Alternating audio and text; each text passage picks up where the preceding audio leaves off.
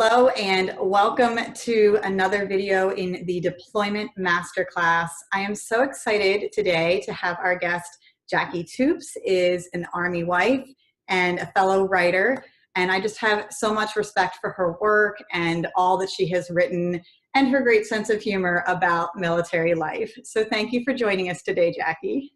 Thank you so much, Lizanna. It's a pleasure to be here. I can't wait to talk about this topic with you.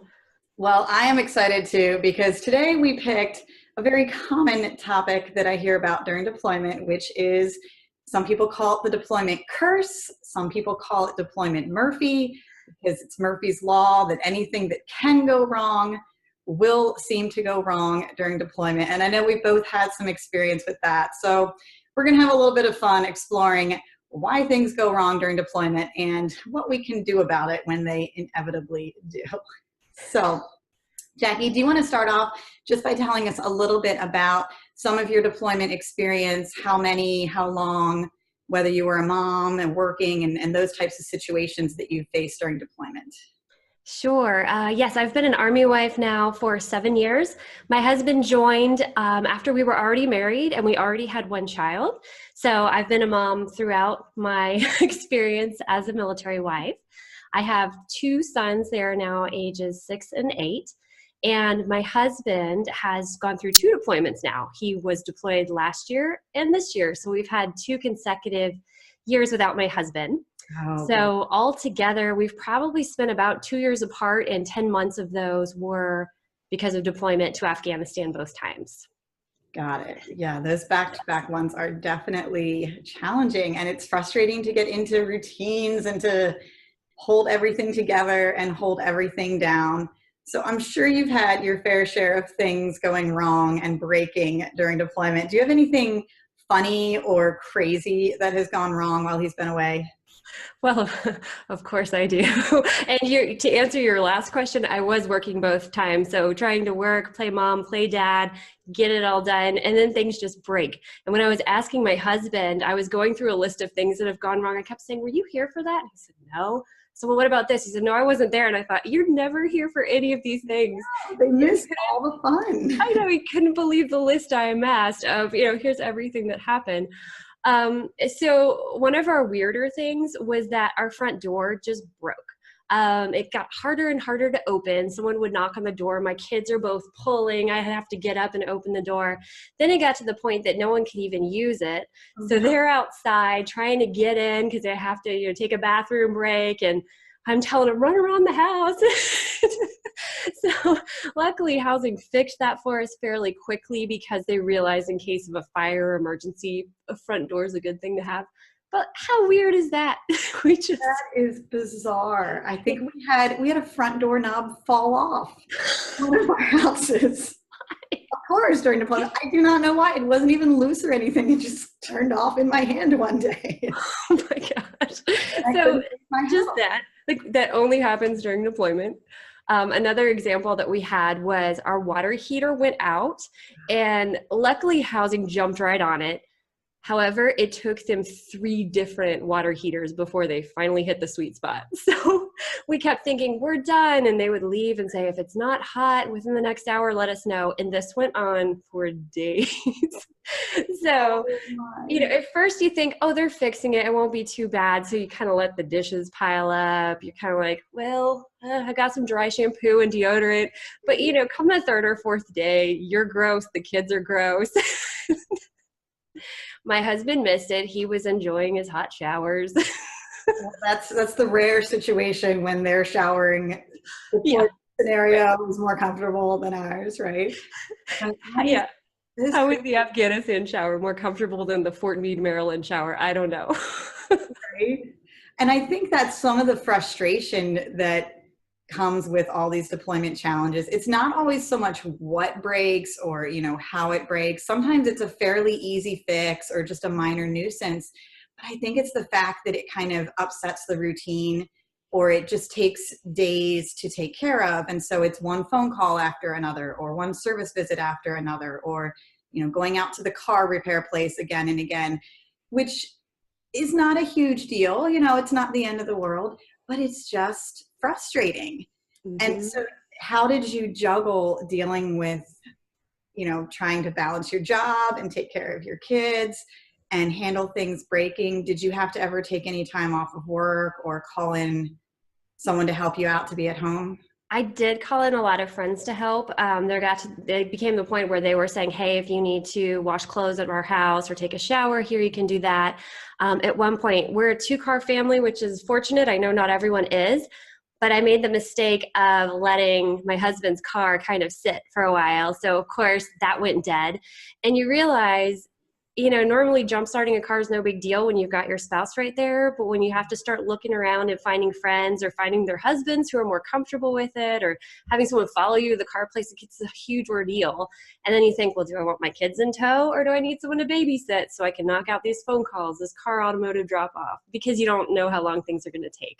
So it did take me away from, all the normal insanity. And so there might have been some cereal for dinner here and there. It happens. Oh, yeah. We ordered a lot of pizza this time around. Oh, my pizza person couldn't even get to my front door. We were trying to catch him and send him to the back. Because of the broken one. Yes. So luckily I'm pretty outgoing and I have a really good network of spouses just right around the corner.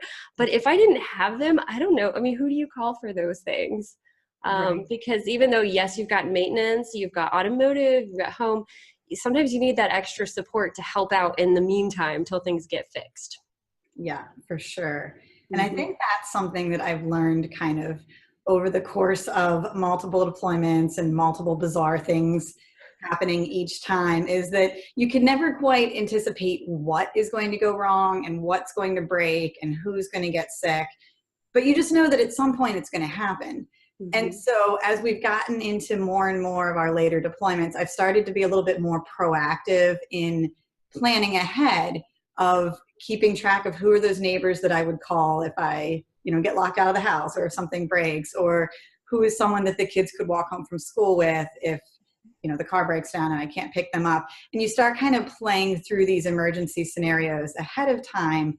And for me, I found that it might sound like excessive worrying, but honestly, it feels like when you do that ahead of the deployment, it takes a lot of that weight off your shoulders, so that when the crazy situations happen, you're like, okay, I guess this is broken now. I guess I'll just have to deal with it. And at least you have a phone number to call, or at least you've thought about what you would do with the kids, or, how you would get that time off of work.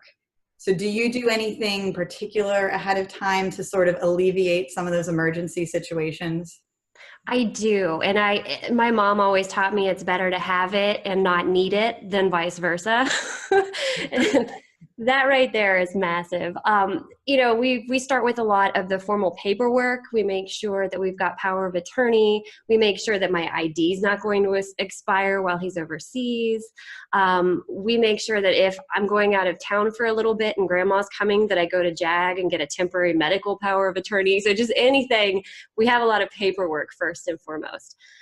Then aside from that, I do have the phone numbers of friends, so I know who can babysit overnight in case that comes up. And my friends and I even created a little group chat in Facebook, and anytime there was an emergency, we'd message, and basically whoever responded first won.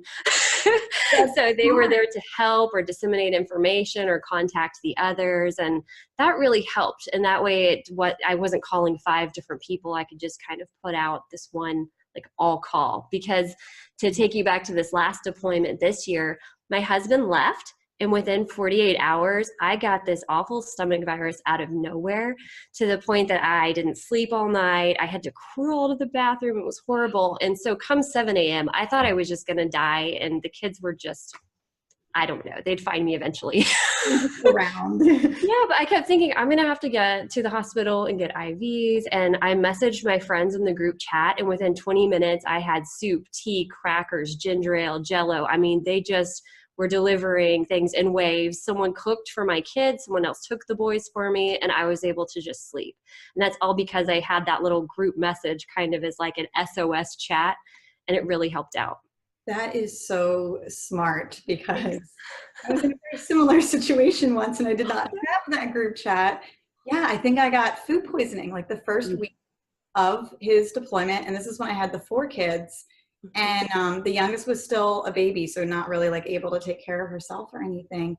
And we were fairly new at our duty station. So even though I had tried to collect some phone numbers and I knew my neighbors a little bit, you know, it's a very uncomfortable situation. You're thinking, I don't know who to call when I'm really just feeling sick, and who am I going to like throw my kids at for the day? I was trying to like just stay in bed and tough it out as much as possible.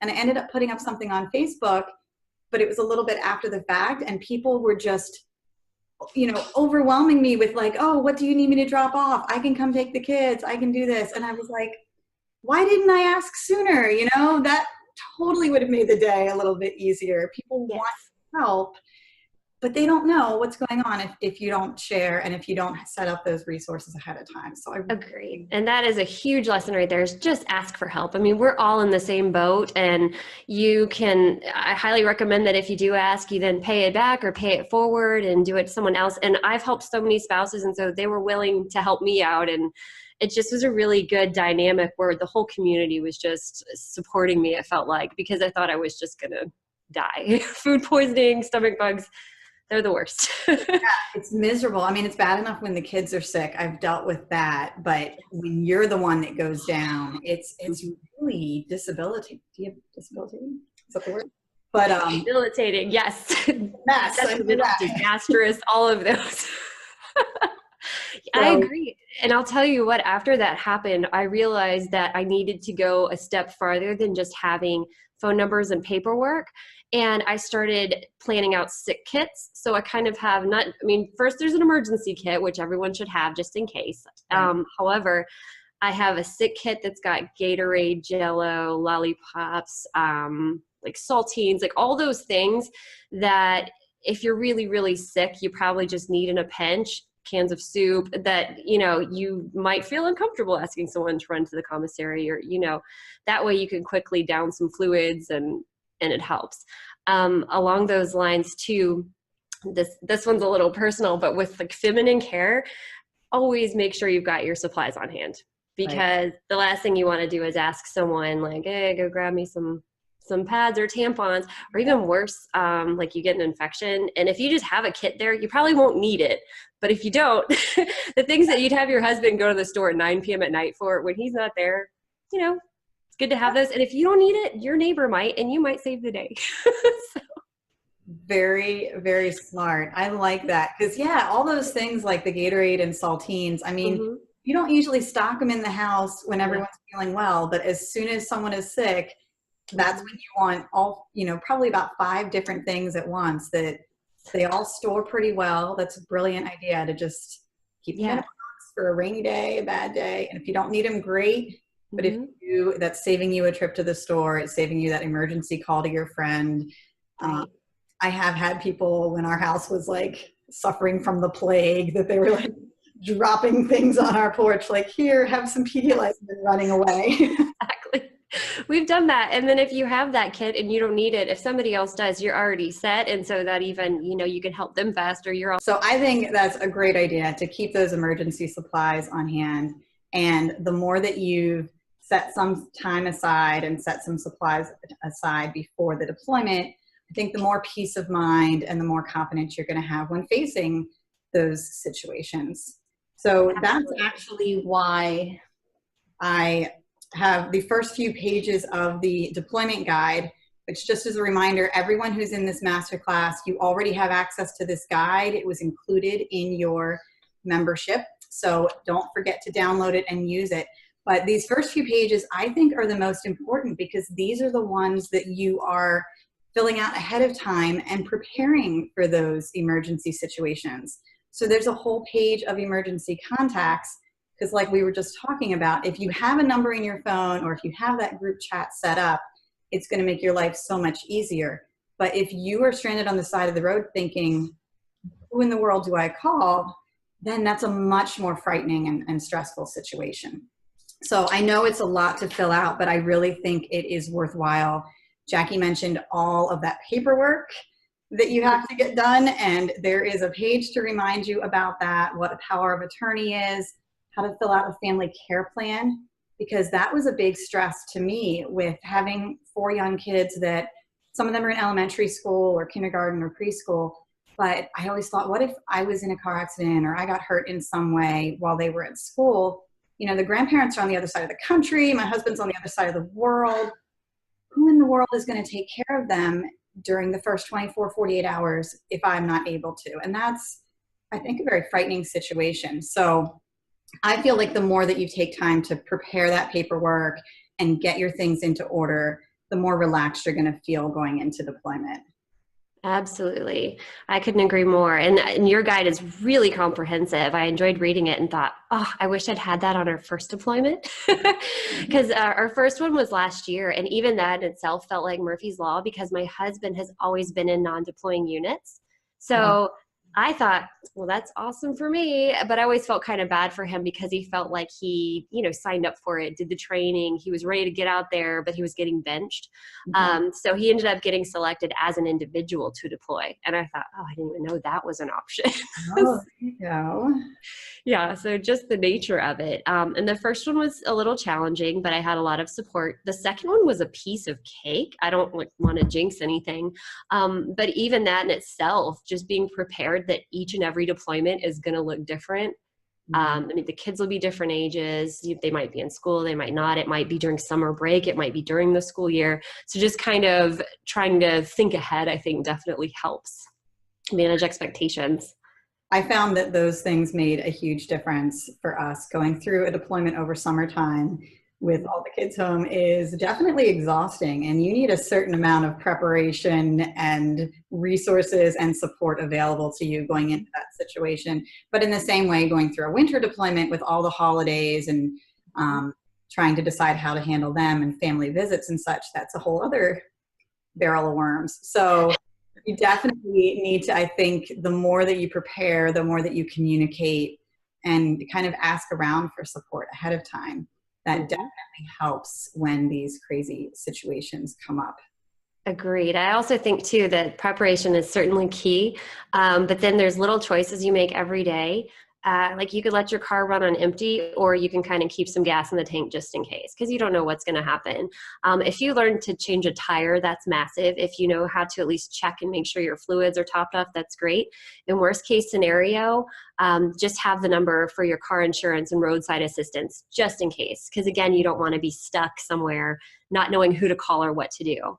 Exactly. Yeah. And again, that's why I have a page of the preventative maintenance in the deployment guide, because unfortunately, some of those are things that I learned the hard way. And you mentioned how when you let your husband's car sit, the battery dies. And I had to make that mistake about 2, maybe 3 times before I really learned it and figured it out. I'm a slow learner sometimes.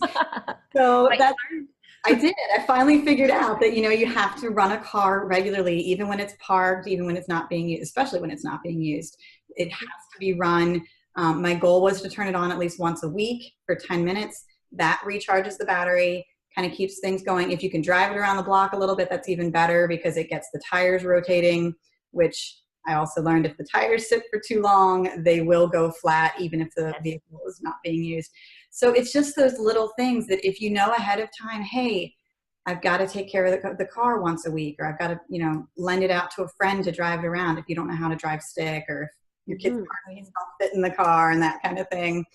And the same with your house. We went through one deployment as homeowners, and actually 2 deployments when we owned a home. And then the other deployments we've been living on base and had base maintenance, which is definitely a blessing. And I appreciate how quickly maintenance usually responds to things. But when you're a homeowner, there is no maintenance line to call. And so even though it was a new home where we didn't anticipate any big problems, we had a few, and I had to figure some things out on my own and learn that, air filters need to be changed every few months. Right. That's so true. And checking batteries and your smoke detectors, that's a very good thing as well, because if those are out, you're in trouble. Making sure you've got fire extinguishers, that's good as well, that haven't expired. It's funny, you just talked about home maintenance. We actually had a mishap during our deployment, I think it was last year, where lawn maintenance was there on Wednesday as usual. My son was watching TV, I was getting some work done, and I heard this loud thud and a shh. I looked, and the poor guy doing the lawn maintenance accidentally launched a rock and shattered our glass sliding door in the back. Just a foot away from my son. So after my panic subsided and I went out and got his attention, he didn't even notice he did it because he had on, ear protective ear wear. But that was a mess too, because they had to get the door fitted and replaced, and there was glass in my yard on the back. And so trying to keep two little boys like, no, don't go on the porch, don't go in the backyard. It was like another ongoing saga where, you think, okay, this stuff happens. If I could fix it immediately, then I'm set. And you should manage expectations too, because sometimes it does take days or weeks to get that repair finished. That is true. Yeah. And it's important to know that, some things are not going to be an instant fix. Mm-hmm. Broken glass is, that's No. With kids, I was like, well, there goes the backyard. We're all in the front. Oh, wait, you can't go out the front door. No, I'm kidding. It is weird that I've had doors front and back now compromised. Yeah, it's just, one thing breaks and you don't realize how much it throws off your routine. Mm-hmm. So it is definitely very easy to get bogged down and, we'll be coasting along. Everything's going well. I'm feeling like I got this. I am handling deployment so well. And then something breaks and it just crushes you a little bit. And it's pretty easy, I think, to sort of spiral into just depression and frustration and exhaustion when those things hit. How do you kind of reset and get through it and move forward when you've had those kind of setbacks? That's a really good question, because it does get overwhelming. I mean, handling the house, one day I would find it's super easy. I thought, oh, it's mom's rules all day and the kids are just doing as I ask. And then the next day it's just pure chaos. And I think, where's the other adult? I just want to go take a hot bath and go to bed, and it's 4 p.m. So it is difficult. But I do think that having a support network is good. If you've got some friends who can vent with you, maybe over a glass of wine, not necessary. The friends definitely are necessary because they've been there and they get it and they can help. Also, kind of let it go for a little bit. Let the laundry pile up and have your kids pick clean clothes from the pile. It's whatever it's going to take to get through it, because you are carrying the load for, an entire family. And I actually made a really silly game out of it, because I think that probably one of the biggest keys you have when combating Murphy's Law of deployment is a sense of humor. And I started collecting money in a jar every time something went wrong, like no matter how ridiculous it was. I put $1 in the jar and I thought, well, when my husband gets back, we'll use this for fun money. That's awesome. I love that. Thank you. It kind of makes a game out of it so that you don't mind as much. You're like, oh, well, this will be fun later. We'll have a date when he comes back, or we'll buy, a nice bottle of something, or a dinner, or whatever. Yeah. Rent a movie if not much goes wrong. Yeah. So I think that's such a great perspective. And I was going to say that humor is what has helped me a lot. As a mom, there are a million stressful things that can go wrong during the day, and you really have a choice how you react to them.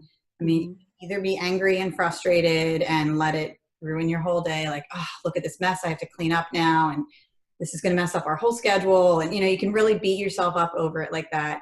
Or you can kind of look at the humorous side and just be like, well, never expected the oven to explode, but I don't know why, but here we are. And just kind of chuckle about it, share it with a friend.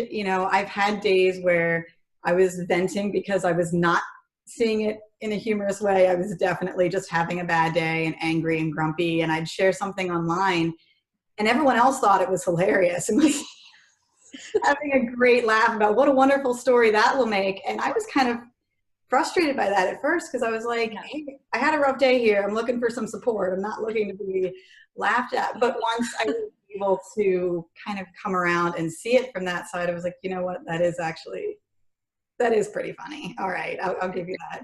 And I think that the sooner we can get to that stage of laughing about the things that go wrong and laughing at ourselves a little bit at, forgetting to maintain a car, or forgetting to do whatever it is that could have been prevented, but here we are with a broken thing.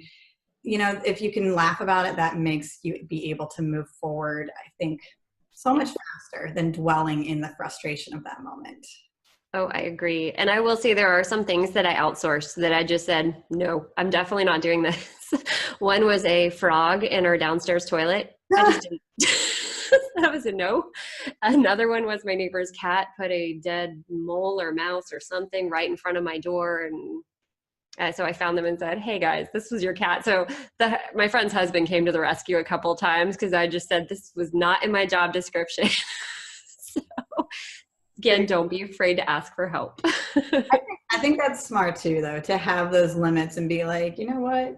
I don't have to fix this. There's other people who can do this for me, whether it's, a friend that you call up or a friend that has a husband home with a toolkit that can probably help you out in certain situations, or whether you're actually just outsourcing, paying someone to do some of the lawn care or some of the house cleaning or some of the maintenance. I mean, if you're not able to keep up with it and do it well, I know it can be financially frustrating, and there's a little bit of, shame in admitting that I'm not this super mom that can do everything on my own.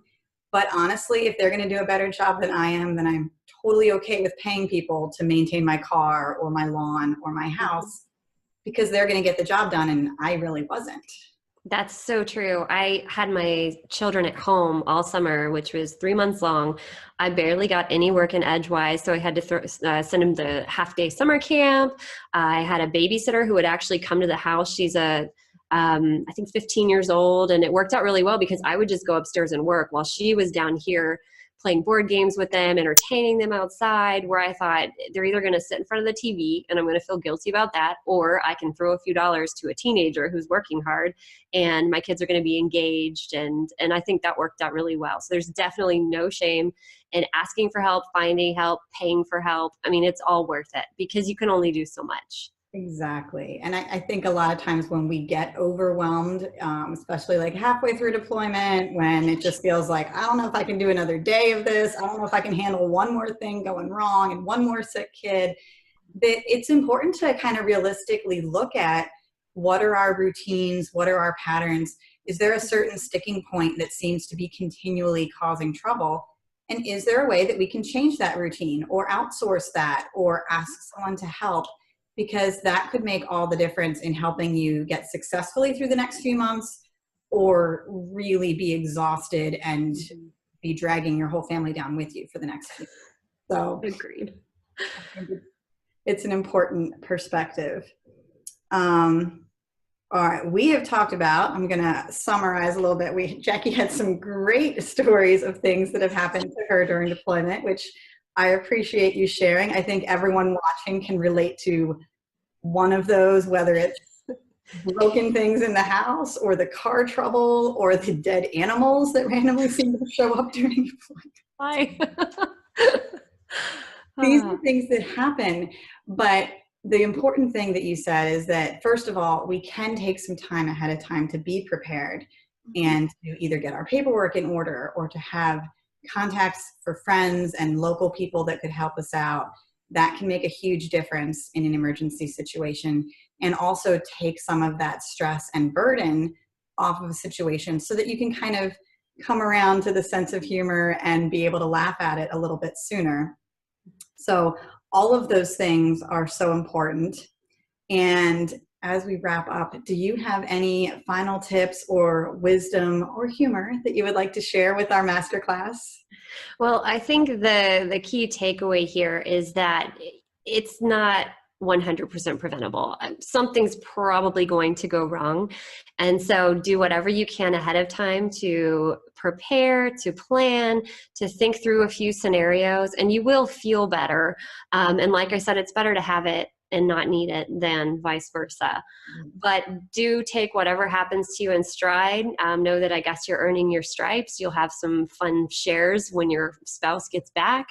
And like I said, mine can't believe half this happened and he missed it. And I don't even know if I told him about some of these things. So, but I will say if you can just try and stay positive and know that it's temporary, you'll make it through.